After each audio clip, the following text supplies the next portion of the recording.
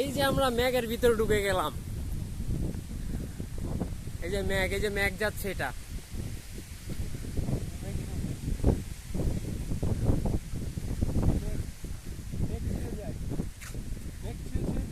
আমরা আকাশের উপরে যে আপটা দেখছি যে ম্যাগ, এই ম্যাগটা আমাদের কাছে, এই দেখেন ম্যাগটা কিভাবে যাচ্ছে।